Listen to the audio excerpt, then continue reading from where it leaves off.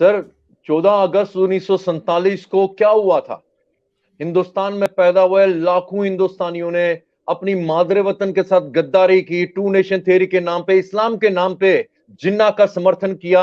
हिंदुस्तान का विभाजन हुआ और विभाजन का आधार क्या था? हिंदू और मुसलमान इकट्ठे नहीं रह सकते, ये थी जिन्ना की two nation theory of supremacy and exclusivity of Islam. ये जानते हुए हिंदुस्तान की तत्कालीन सरकार, Nehru and Congress, Indian secular state ने क्या किया? उन हिंदुओं और गरीब हिंदू और मुसलमान सिखों को जो मेन लाइन इंडिया तक नहीं आ पाए, उनको हमने अबेंडन किया। ये जानते हुए कि 1946 में नोआखाली में कितना कत्लेआम हुआ था, हिंदुओं की लाशों को कैसे दिखाते थे सड़कों पर, ये जानते हुए हमने हिंदुओं और सिखों को वहां पे उन पाकिस्तानी इस्लामिस्ट दरिंदों के हाथ छोड़ दिया। हम उनको वापस लाने की कोशिश करेंगे। पहली बार नरेंद्र मोदी की सरकार ने सीए के लाके जो उनको, उन हिंदुओं को जिनका इस मातृभूमि के ऊपर उतना ही अधिकार है जितना आपको और मेरा और बाकी 130 करोड़ हिंदुस्तानियों का है। और सर मैं तो उनको सैल्यूट करता हूं, इतनी बर्बरता, 24% से 1.5-2% रह गए, लेकिन अपना धर्म नहीं छोड़ा अभी तक धर्म नहीं छोड़ा। बेटी 11 साल की उठा के, 11 साल की लड़की को उठा के ले जाते हैं, बाप रोता है, पिटता है, आत्महत्या करना चाहता है, लेकिन अपना धर्म अभी तक नहीं छोड़ा। सर मैं तो दाद देता हूं इनकी, लानत है हमारे पर। हम आपको अपने आप को हिंदू बोलते हैं, 70 साल से हम जेल रहे थे जेनोसाइड। सर 1000 साल का जेनोसाइड हिंदू का जेनोसाइड है। 15 अगस्त 1947 को सोचा था टूटा फूटा हिंदुस्तान मिला तो हिंदू को आजादी मिलेगी, नहीं मिली। वहां हिंदू और सिखों को वहां पे बर्बाद कर दिया पाकिस्तान के अंदर, और यहां पे कश्मीर के अंदर जिन्होंने 700 साल जिनोसाइड सहा। हमने गजनवी को हराया था, कश्मीरी हिंदू ने, गजनवी ने एक हिमाकत की थी कश्मीर के ऊपर। जब 100% हिंदू प्रांत था, तब वहां पे मोहम्मद गजनवी ने 2 बार कोशिश की कश्मीर को कब्जा करने की। हम हिंदू ने उसको वहां से भगाया, मार भगाया। तीसरी बार आने की हिम्मत नहीं की। तब से वो हर जुम्मे के जुम्मे सोमनाथ आता रहा, लूटता गया, बर्बादी करता गया। ये थे हिंदू रेजिलियंस, ये भी हिंदू थे। लेकिन दुर्भाग्य से जैसी व्यवस्था पूरे हिंदू समाज में उस वक्त थी, उस वजह से भगोड़िए बाहर से आके इस्लामिस्ट जाके उन्होंने राजकीय इंट्रिग्स का फायदा उठा के अंदर में जो जो तहल महल मची हुई थी राज परिवारों के अंदर, उन्होंने कश्मीर के ऊपर कब्जा कर लिया। और हमारा जेनोसाइड नरसंहार 700 साल से चल रहा।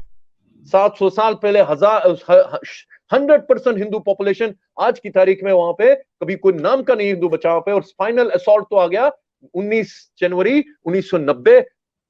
30 साल भारत की, 90 हो गया अपना, 50, 40, 90, 40 साल अपनी आजादी के बाद भारतीय सेकुलर कॉन्स्टिट्यूशन की नाक तले हुआ। तो मैं ये कहना चाहता हूं, वहां पे अपने हिंदू और सिखों को मैं, क्योंकि ये आज इस अवसर पे नहीं जोड़ रहा हूं मैं, क्योंकि मैं जब बोलता हूं, मैं कश्मीर के बारे में बोलता हूं, मैं कश्मीर के बारे में भारतीय नेशनलिस्टिक पर्सपेक्टिव से बोलता हूं। क्योंकि अगर आप कश्मीर के ऊपर अभी तक जो कंप्रोमाइज होने की कोशिश हो रही थी, 2019 तक नरेंद्र मोदी की पहली सरकार भी वही करती रही कश्मीर के अंदर, जो आज से 1947 तक दिल्ली में बैठी सरकारें करती रही। जो भी उस कुर्सी में बैठा वो जवाहरलाल नेहरू बना। कश्मीर के अंदर उसी तेरी को सींचते रहे सारी सरकारें। नरेंद्र मोदी ने भी महबूबा मुफ्ती के साथ गठजोड़ किया था, ये जानते हुए कि वो, उसका एजेंडा क्या है। लेकिन 2019 में सर बदल गया, सब कुछ बदल गया। मैं दाद उसी नरेंद्र मोदी को दाद देता हूं, उसी अमित शाह को दाद देता हूं, जो उन्होंने एक हिस्टोरिकल कदम लिया, 370 और 35 से हटा दिया। लेकिन 370 और 35 से हटाने का मतलब ये नहीं कि कश्मीर में सब कुछ सुधर गया। बीजेपी के प्रवक्ताओं को बोलते बोलते थक गया टेलीविजन के ऊपर। भैया 370 और 35 से, जैसे भाई बता रहे थे ना अभी, 370 और 35 से तो वजह थी, किसकी वजह थी? 5 अगस्त 2019 को कश्मीर के अंदर उस सिस्टम को, उस मानसिकता को, थियोफेशिस्टिक इस्लामिस्ट मानसिकता का जो इकोसिस्टम पिछले 70 साल से कश्मीर के अंदर पल रहा था, जिसके अंतर्गत, जिसकी वजह से कश्मीर का आम मुसलमान हिंदुस्तान के हिंदुओं से तो छोड़ो, हिंदुस्तान के बाकी मुसलमानों से भी अपने आप को अलग समझता था।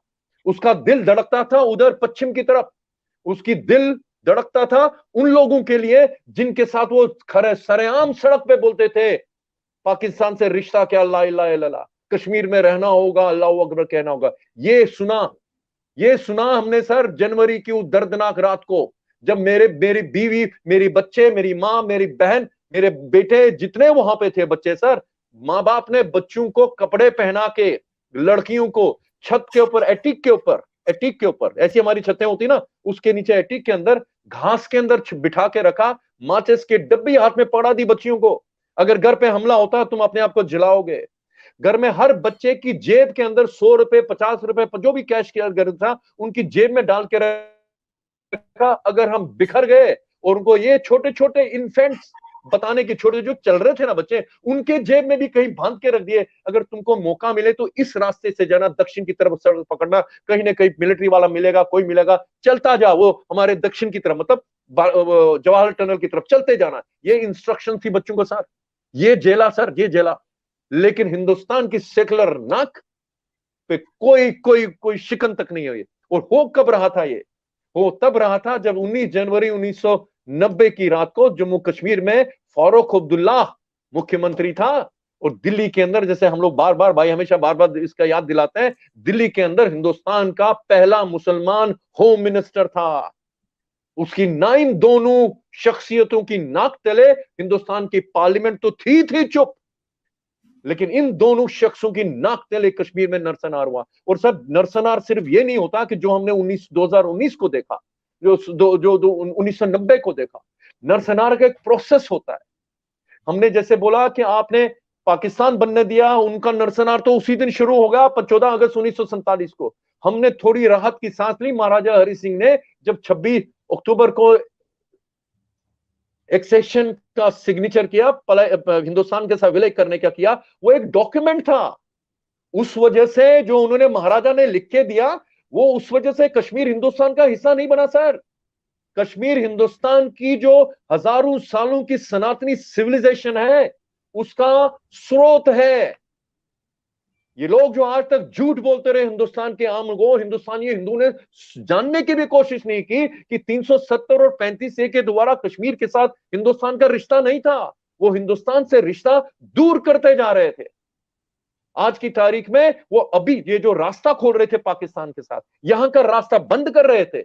यहां से उनको ऑटोनॉमी चाहिए थे, दिल्ली से उनको सेल्फ रूल चाहिए था। और बताना चाहता हूं लोगों को, ये बीजेपी वालों को भी बता चुका हूं, उनको समझ में नहीं आती रही किसके साथ गठजोड़ किया था। पीडीपी का जो डॉक्यूमेंट है, पार्टी डॉक्यूमेंट, उसको बोलते हैं सेल्फ रूल। सेल्फ रूल के ऊपर सबसे बड़ा मुद्दा जो है ना उनका, ओपन डॉक्यूमेंट है सर, लिखा है कि हिंदुस्तान और पाकिस्तान कश्मीर के ऊपर ज्वाइंटली व्यवस्था चलाएंगे। इसका मतलब यह होता है कि 5 अगस्त 2019 से पहले जम्मू कश्मीर के सेक्रेटेरिएट के ऊपर, जम्मू के अंदर और कश्मीर के अंदर, जहां हिंदुस्तान और जम्मू कश्मीर का झंडा था, वहां उनके अनुसार पाकिस्तान का झंडा लगना चाहिए था। वो लानत हमारे सिस्टम पर, बार बार बोलता हूं, आई डोंट नो, मैं इंस्टीट्यूशन की बेइज्जती नहीं कर रहा हूं, लेकिन मेरा पूछने का हक है, कैसे हमारा इलेक्टोरल सिस्टम ऐसी पार्टी को मेन स्ट्रीम पार्टी बोलता है। वो इलेक्शन लड़ते हैं हिंदुस्तान की कॉन्स्टिट्यूशन के नाम से, जो कहते हैं कि कश्मीर के ऊपर पाकिस्तान का ज्वाइंट कंट्रोल होगा। सर जेनोसाइड जैसे मैं बता रहा था, सिर्फ एक बार करने से नहीं होता। जब हमारा ये 26 अक्टूबर को हमने राहत की सांस ली, चलो अब हिंदू सनातनी सिविलाइजेशन जो मेरे पुरखों ने मेरा जिन्हों बचा के रखा 700 साल, अब उसको हिंदुस्तान के सिस्टम के साथ मुझे और सिक्योरिटी मिलेगी। उल्टा कर दिया 1950 को, उसी शेख मोहम्मद अब्दुल्ला को, जो उसको जिना को दिया था वही उसको दे दिया। वहां पे हिंदुओं को वहां पे मोर्टिगेज किया, यहां पे हम हिंदुओं को उसी शेख मोहम्मद अब्दुल्ला, उसकी इस्लामिक, उनको तो अब्दुल्ला तो हिंदुस्तान के ओरिजिनल इस्लामिस्ट हैं। वो अपनी आत्मकथा में क्या लिखता है शेख मोहम्मद अब्दुल्ला, जैसे मैंने कहा जिनोसाइड सिर्फ वार करना नहीं हो, तो एक स्टेजेस होती है। सबसे पहले स्टेज होती है कि आपने आइडेंटिफाई करना है, इस कम्युनिटी को टारगेट करना है और उसको डिमोनाइज करना